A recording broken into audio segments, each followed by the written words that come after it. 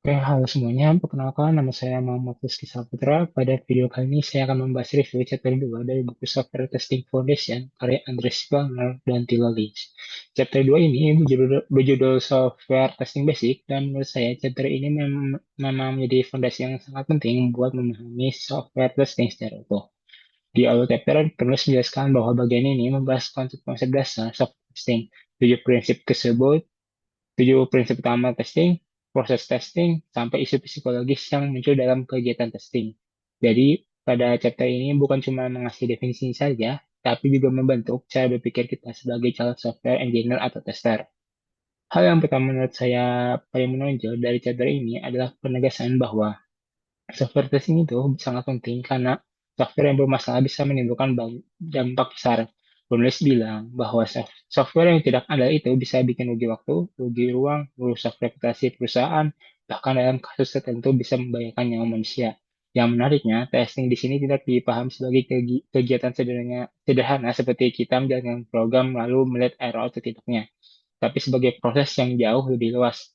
Testing mencakup test planning, test analis, test design, implementation test case, pelaporan hasil, sampai analisis resiko.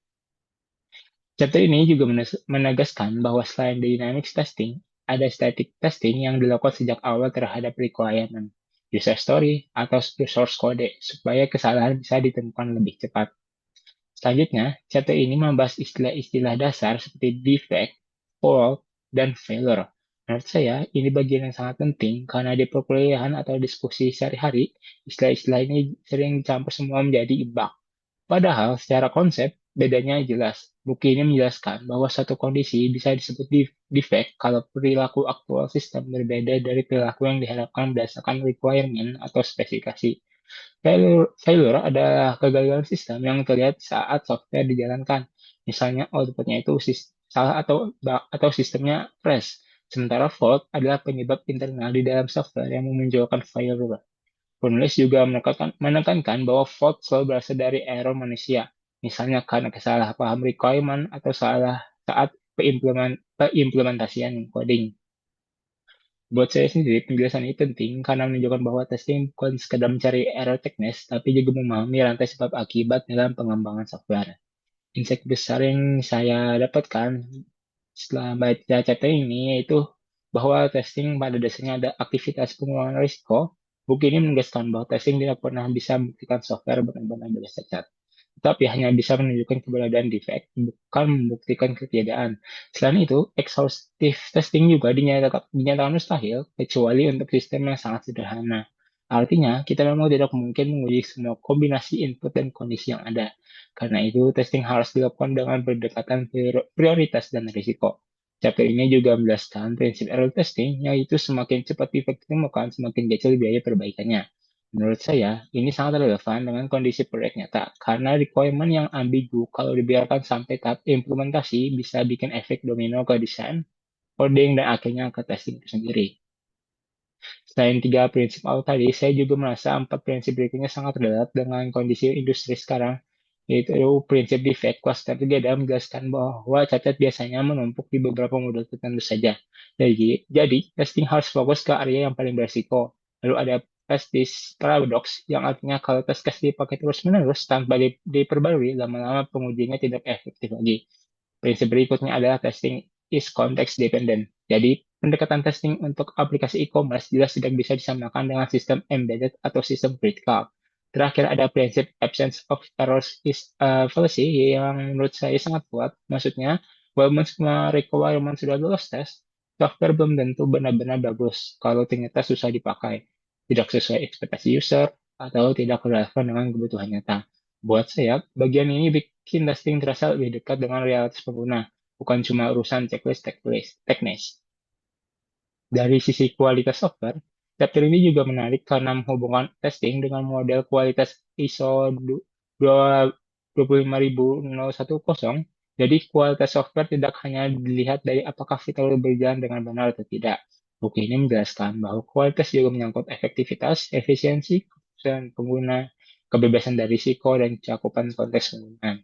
Selain itu, di level product quality juga dibahas karakteristik seperti functional suitability, performance efficiency, compatibility, usability, reliability, security, maintainability, dan portability. Menurut opini ilmiah saya, ini menunjukkan bahwa software testing seharusnya tidak berhenti pada pengujian fungsional saja. Dalam dunia modern, software yang benar-benar secara logika belum tentu berkualitas atau lambat, sulit digunakan, tidak aman, atau susah dipelihara. Jadi saya setuju dengan pandangan pandangan buku ini bahwa testing harus diposisikan sebagai bagian dari upaya menjaga kualitas produk secara menyeluruh, bukan aktivitas tambahan di akhir proyek.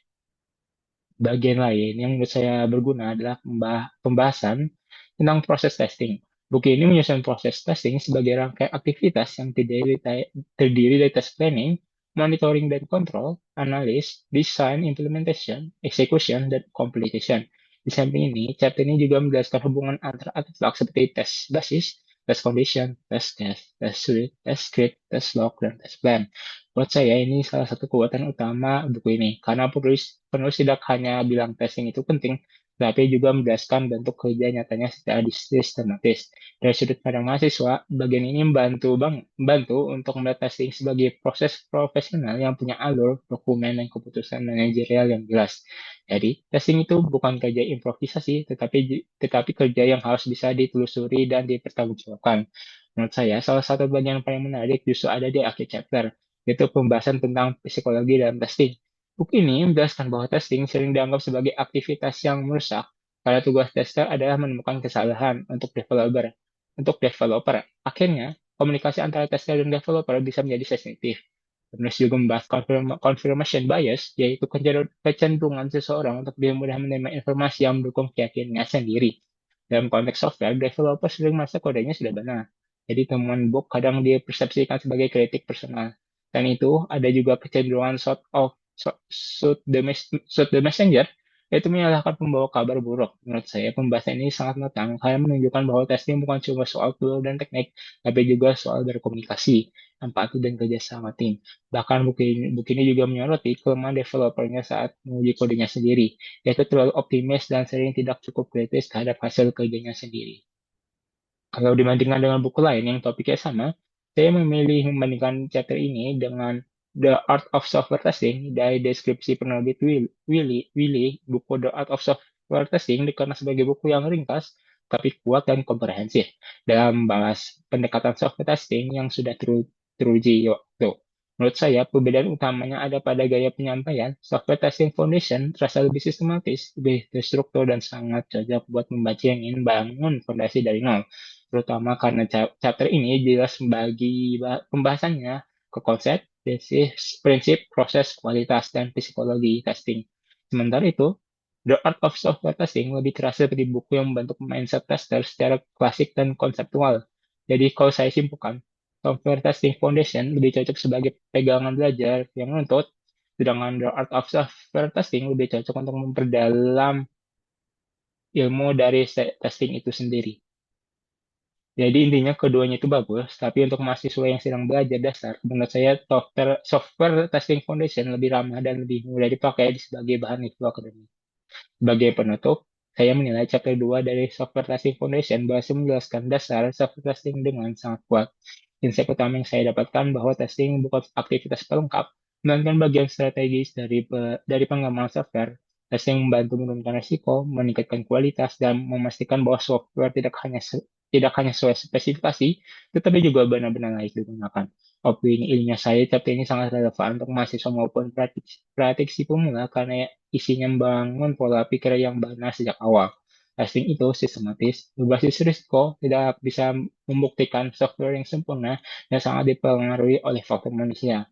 Jadi, kalau saya simpulkan dalam satu kalimat, chapter ini mengajarkan bahwa software testing itu bukan cuma soal mencari bug, tapi soal menjaga kualitas produk secara logis, terstruktur, dan bertanggung jawab. Mungkin itu saja yang bisa saya sampaikan. Assalamualaikum warahmatullahi wabarakatuh.